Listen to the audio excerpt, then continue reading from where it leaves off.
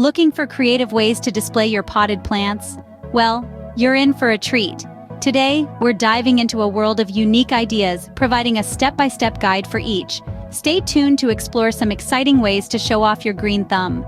First up, consider hanging your plants. This not only saves precious floor space, but also adds a unique, elevated aesthetic. It's as simple as finding a sturdy hook, a sunny spot, and a plant that loves to dangle. Hanging plants can truly elevate your space, both literally and figuratively.